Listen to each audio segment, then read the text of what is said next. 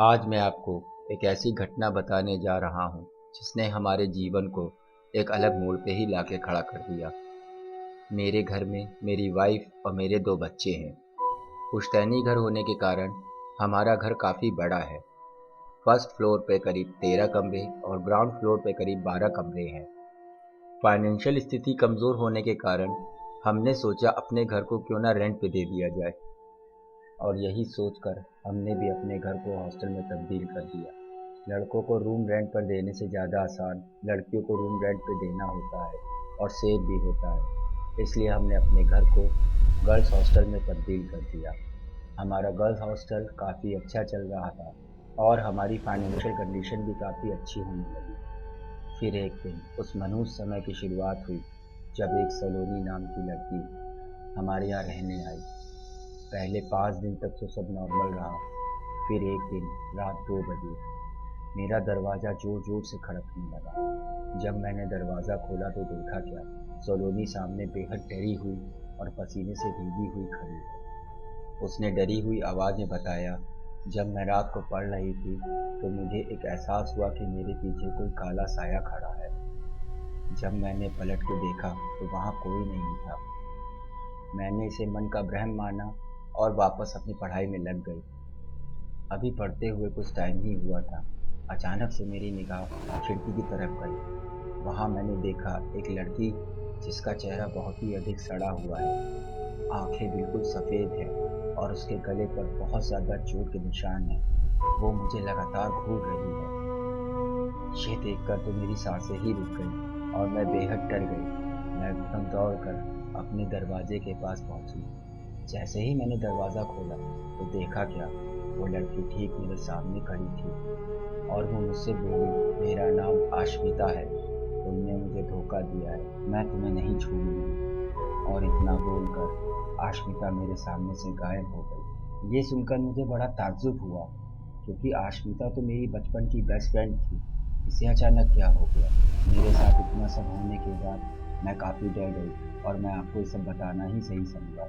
सलोनी के मुंह से ये सब बातें सुनने के बाद मैंने इतना ध्यान नहीं दिया, क्योंकि कोटा में पढ़ाई के स्ट्रेस की वजह से बच्चों को हेलुसिनेशन होते ही रहते हैं। इसलिए मैंने रात को अपने ही घर पे रुकवा दिया और अगले दिन उसके पेरेंट को इन्फॉर्म भी कर दिया। अगले दिन दोपहर तक उसके पेरेंट्स आए और उसे ले गए। लेकिन गौर करने की बात यह है कि उसके माँ बाप ने मुझे कुछ भी नहीं बताया और ना पूछा, बस उसे ऐसे ही ले गए। अभी सलोनी को गए 3 दिन ही हुए थे। अचानक 2 बजे रात को ऊपर वाली गैलरी की लाइट अपने आप जलने बुझने लगी। वहाँ की लड़कियों ने मुझे ये सब बताया तो मैंने जाके चेक किया। मुझे तो कोई गड़बड़ नहीं मिली और मैंने वहाँ का बल्ब बंद कर दिया। मैंने उन लड़कियों से कहा, सुबह इलेक्ट्रिशियन को बुला लेंगे, वो सब ठीक कर देगा, सब वापस जाके सो जाए। अगले 3 दिन तक यही सब हुआ। ये सारी फॉल्टें इलेक्ट्रिशियन पकड़ ही नहीं पा रहा था। इसके बाद तो हमारे घर में और भी बुरी चीज़ें होने लगी, जैसे खाना कुछ ही देर में सड़ जाता था, रात को फ्रिज खुला हुआ मिलता था और बर्तन अपने आप गिरने लगते थे। ये सब यहीं तक नहीं रुका, और भी बुरी रहस्यमय चीज़ें होने लगी जिसने हमारा सोच और नज़रिया ही बदल दिया। इसके बाद हमारे जीवन में 3 बड़ी घटनाएं हुई जिसने हमारे जीवन को पलट कर ही रख दिया। 2 घटनाएं तो मेरी हॉस्टल में रहने वाली लड़कियों के साथ और एक घटना तो मेरे परिवार के साथ ही हुई। हॉस्टल के सबसे पीछे के रूम में एक लड़की स्वाति ने बताया, उसे रात को एक बूढ़ी औरत दिखती है जो उसे बार बार खाना मांगती है। शुरुआत में तो वो खाना मांगती थी। जब मैंने उसको मना कर दिया और डर कर मैं कमरे पे ही ना जाने लगी तो वो मुझ पे हमला करने लगी। मेरे शरीर पर कई चोटों के निशान भी आ गए इसी का।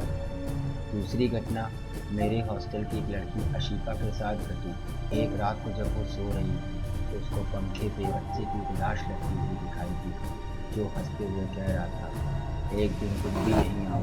वो तो इतना ज़्यादा डर गई, उसने रात को ही हॉस्टल खाली कर दिया। और सबसे भयानक घटना मेरे परिवार के साथ घटी। हम तो मरते ही मरते बचे। एक रात खाना बनाने के बाद हम सब लोग रोज की तरह थोड़ी देर टीवी देखने के बाद सो गए। रात को करीब 2 बजे मेरे छोटे बच्चे को प्यास लगी तो वो फ्रिज से पानी लेने गया।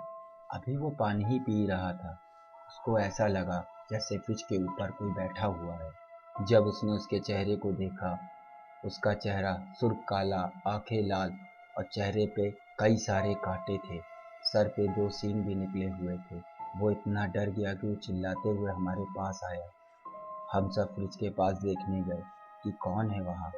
तभी हमें ऐसा लगा जैसे हमारे कमरे से कोई हमें बुला रहा है और उसकी आवाज़ एकदम मेरी पत्नी जैसी थी, जबकि मेरी पत्नी मेरे बगल में ही खड़ी थी। ये सुनकर हम लोग तुरंत दौड़कर अपने कमरे में पहुंचे। वहाँ हमने जो देखा, हमारी सांसें ही अटक गई। मैंने देखा मेरी पत्नी हवा में उड़ रही थी और उसके शरीर पर कई चोटों के निशान थे। मैंने आश्चर्य से अपने बगल में देखा तो मेरी वाइफ मेरे बगल में नहीं थी, जिसका मतलब मेरी वाइफ मेरे साथ नहीं थी, मेरे साथ कोई और ही फ्रिज तक गया था।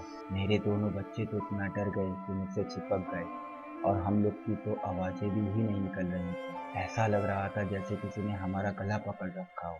इधर मेरी पत्नी दर्द के कारण चिल्ला रही थी। जैसे ही मैं उसकी मदद के लिए आगे बढ़ा तो देखता क्या हूँ, वही इंसान खड़ा हुआ है जो मेरे छोटे लड़के को किचन में देखा था। उसने अपने हाथ आगे बढ़ाए और मेरा गला दबाने लगा। मैंने हिम्मत कर उसको धक्का दिया और अपनी बीवी बच्चों के साथ बाहर निकल गया। जैसे ही मैंने बाहर दरवाज़ा खोला, मैंने देखा क्या, वो राक्षस नुमा इंसान मेरे सामने खड़ा मुझे घूर रहा है और मुस्कुरा रहा है। हम किसी तरह अपनी जान बचाकर वहाँ से बाहर आए और पूरी रात मैंने हॉस्टल के अपने दूसरे रूम में बिताई। 2 दिन तक हम अपने रूम में नहीं गए। फिर मैंने वहाँ के एक प्रख्यात पंडित को बुलाकर पूजा करवाई तो उन्होंने बताया किसी भयानक आत्मा के कारण यहाँ आत्माओं का आयाम का द्वार खुल चुका है और कई सारी शैतानी शक्तियाँ यहाँ आने लगी और हो सकता है यह बहुत समय पहले कब्रिस्तान हो या कई लाशें दफनाई गई थी, जिसके कारण यहाँ कई बुरी बुरी शारी शक्तियाँ आकर्षित हो रही हैं। ऐसी जगहों पर ये सब होना नॉर्मल होता है। ये सब सुनने के बाद मैंने अपने जीवन का सबसे कठिन डिसीजन लिया और अपना हॉस्टल बंद कर दिया और उसी घर को छोड़कर किराए पर रहने लगा। सबसे चौंका देने की बात तो ये हुई जो हमें कुछ दिन बाद ही पता चली। वो लड़की सलोनी ने आत्महत्या कर लिया था और उसके पिता के अनुसार एक फ्रेंड ने जो उसके साथ पढ़ाई करती थी उसने सुसाइड कर लिया था, क्योंकि उसके मार्क्स सलोनी से कम आए थे और उसी की वजह से बाद में सलोनी ने भी सुसाइड कर लिया। हमें ये पता लगने के बाद हमने सारी बात पंडित को बताई तो हमारे पंडित जी ने बताया कि उस भटकती आत्मा के कारण आपके घर में आत्माओं का द्वार खुल गया है। अब तो कोई भी बहुत पहुंचा हुआ तांत्रिक या पंडित ही इसे बंद कर सकता है। तब तक आपको इस घर से दूर ही रहना होगा। आज भी मेरा घर बंद है। कई मौलवी आए, पंडित आए, तांत्रिक आए, पर उस द्वार को बंद नहीं करता। आपको ये बातें सुनकर यकीन नहीं होगा कि हमारी दुनिया के ऊपर भी एक दुनिया है और उसमें भी इस तरीके की चीज़ें चलती रहती हैं और वो जब हमारी दुनिया में आती हैं तो कुछ अनहोनी घटनाएं और रहस्यमय घटनाएं अपने साथ लाती हैं। मेरी ये कहानी अगर आप चाहें तो विश्वास करें या ना करें, पर ये एक कहानी है। हमारा मकसद केवल आपका मनोरंजन करना था।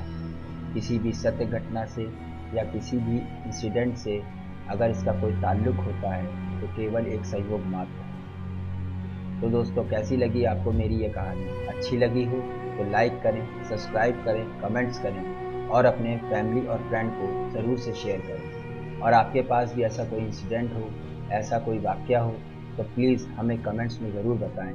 हम उसको कवर करेंगे और अपने चैनल पर भी पोस्ट करेंगे। Thanks for watching my video.